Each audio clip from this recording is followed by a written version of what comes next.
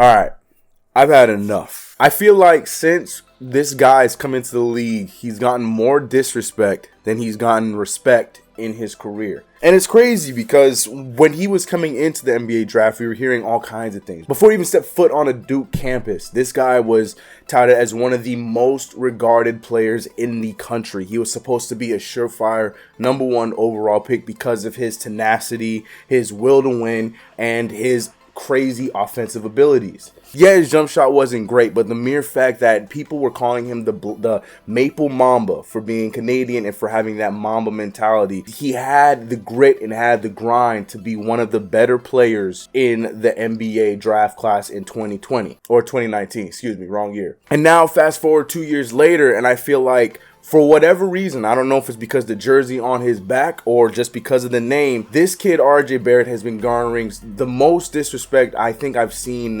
at for a 20-year-old ever. I don't know of any other player that's gone disrespect this same way. And please, by all means, fire your opinions in the comments below. But I'm tired of it. You guys know me. For the ones that have been on this channel long enough, you guys know that I've stand RJ Barrett for a long time. I was on record saying that I was completely okay with us not getting the first overall pick because I knew that that meant we were going to get RJ Barrett. And RJ Barrett was the one that I've watched from high school all the way up until now. I'm talking about Team Canada. I'm talking about all levels of basketball. And he's now on my New York Knicks, and to see him get disrespected the way that he's been getting disrespected, from being called a G League player at the beginning of this same season, from being left off, we're gonna get into all of that, but it needs to stop. And if no one else is going to appreciate him, I'm gonna spend this video to appreciate him. We're talking about RJ Barrett. Run the intro.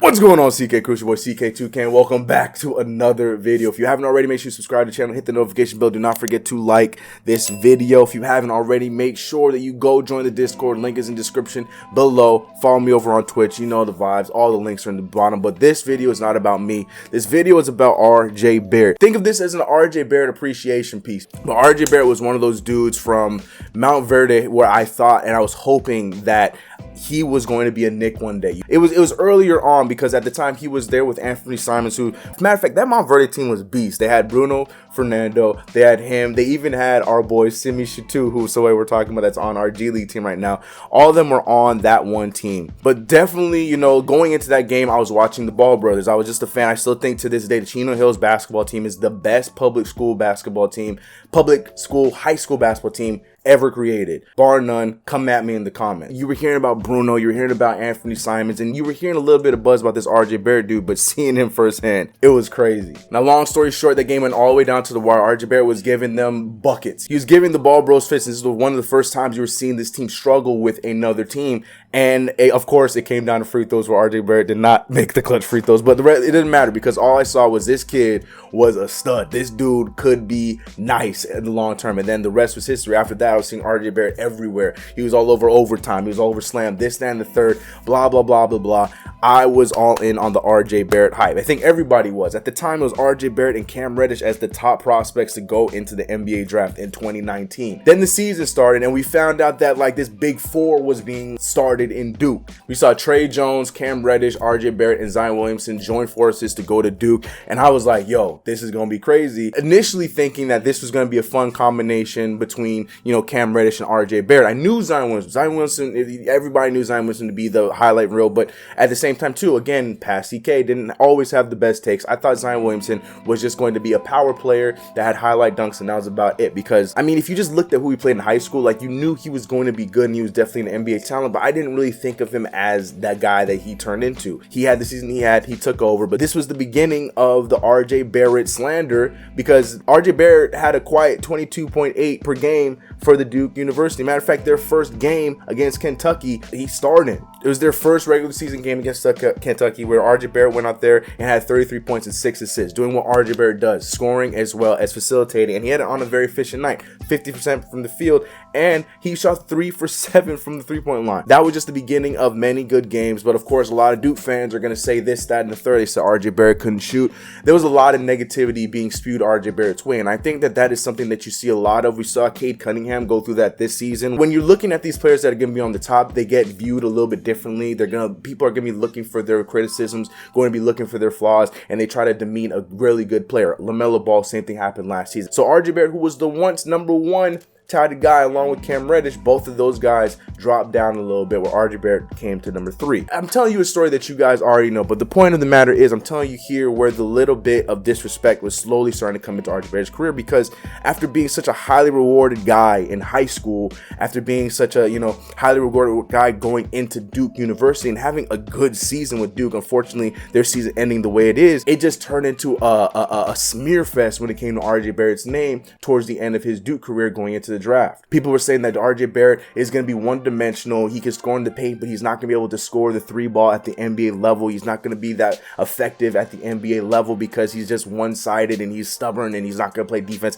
There were so many crazy takes that were coming out of RJ Barrett in this draft. He's definitely the best, most NBA ready player in the draft, but he's not going to be that much talent. Ja Morant and Zion Williamson have way more of a future than what RJ Barrett has to say. That's what I kept hearing. And when we found out that we were the 3rd overall pick, I went from being upset about it to pretty happy about it, because if they're going to keep saying that, because that just means he's going to fall in our lap. And then even then, we were hearing conversations that Jarrett Culver, Darius Garland, Kobe White, we were going to draft these players before we even thought about drafting RJ Barrett. All these rumors were coming out from everywhere, and I'm just like, I don't understand. I will be pissed if the Knicks do not draft RJ Barrett. Matter of fact, if I could find that clip of this, I think I made a whole video talking about the Knicks don't mess this up and draft RJ Barrett. We shouldn't even think about entertaining the idea of trying anything outlandish by drafting anybody that's not named RJ Barrett at the 3rd pick. All signs to me just point to RJ Barrett, and it's not even a question. I don't even know why I'm making this video,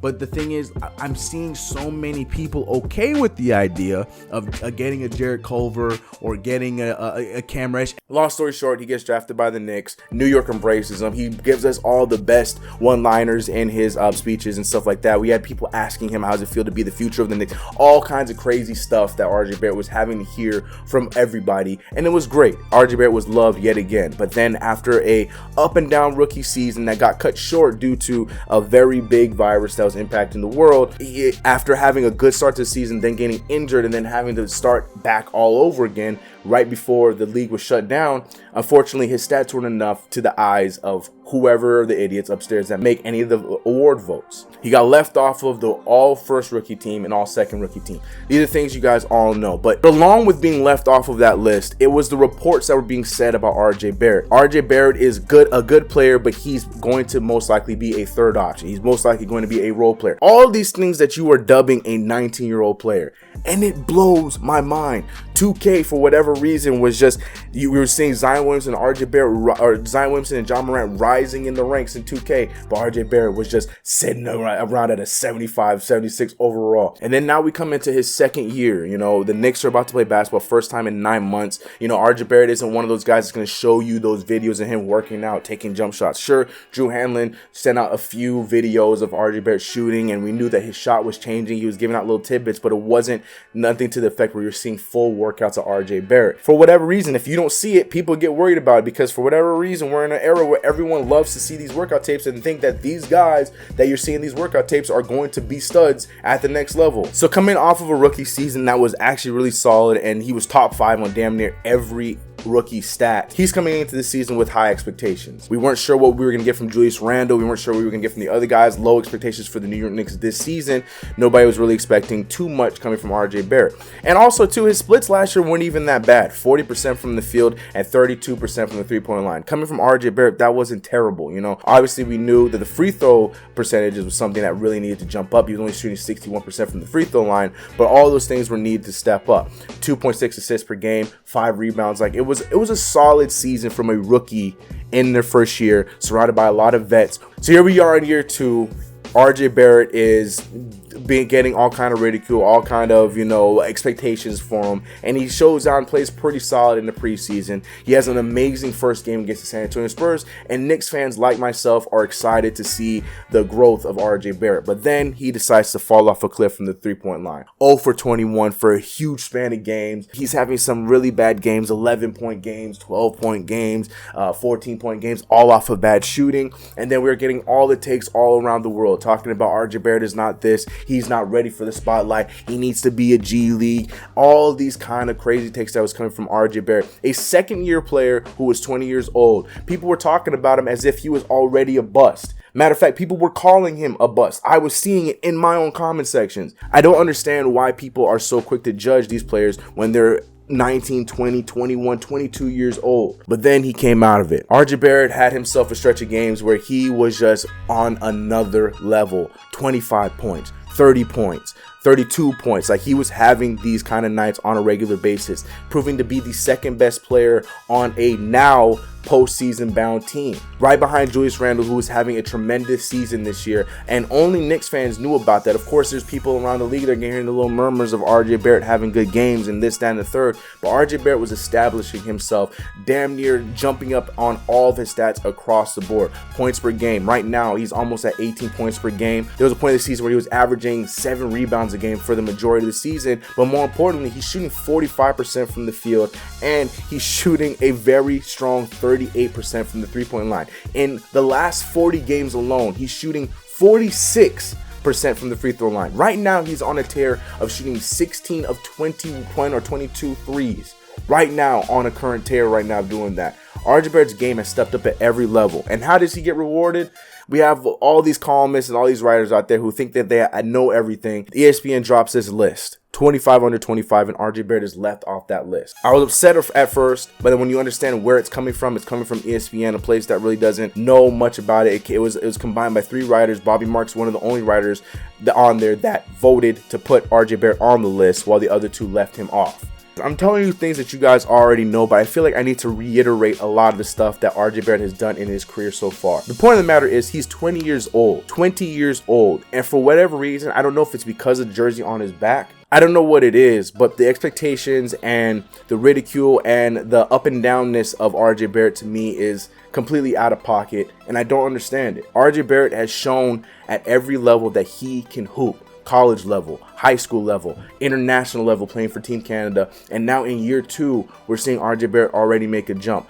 I had made the prediction, I was hoping to see him average around 18-19 this year. He's at 17.5, but his shooting numbers are way higher than I expected. There's all kinds of things that's going on for him, and what I love the most about him and what makes him so New York to me is the fact that he's hearing the noise and he is responding the right way. He's hearing the comments coming from other players, rookie Anthony Edwards, and he responds the exact way I would expect him to respond, in his game and not in his talk. That is what RJ Barrett is, and if you guys are still not completely sold on this kid right now, that's fine, but I don't want to hear about it 3-4 years down the line when we're talking about RJ Barrett being a 25 per game scorer, doing all these kind of things, a 3-point shooter, doing all of these kind of things. I don't want to hear about like, yo, CK, I was wrong. Nah. If you're a true New York Knicks fan, you rocking with him now, and you're going to let him go through the bump. Yeah, he's had multiple game-winning misses this season. Tons and tons of star players have done that. But the constant disrespect of RJ Barrett needs to stop, and I do not understand it. And there's probably so many other things statistically that I'm missing out. I don't care. I'm talking purely off of what I've seen with my own eyes from this kid, and I just don't understand what everyone else is seeing. All these other things, all the other hate that's coming from outside of the league. Luckily, not so much anymore from inside the Knicks fandom, but it's just complete disrespect if you ask me. There's a lot of things I'm missing, but I feel like RJ Barrett deserves to be celebrated more than criticized. 2 years in the league, 20 years old, he's on the right track, and that's all I care about. But what's your thoughts? Do you guys think that RJ Barrett is somebody that's going to be a gradual star for this team, or do you think he's going to become a third option or whatever you got? Well, I don't care what the other option is. The point of the matter is be patient when it comes to RJ Barrett, and let me know your thoughts about him in the comments below. If you haven't already, make sure you subscribe to the channel, hit the notification bell, and do not forget to like this video. Join the Discord if you haven't already. Become a CK Crew member. Shout out to my CK Crew members. Shout out to RJ Barrett, man. This is literally just a therapy session for me because I'm tired of reading all over the place all these nonsense takes about RJ Barrett, who has been very good at every level, and he is just on his way to being that same thing at the NBA level. So let him keep hating. As I've been saying, keep sleeping ESPN,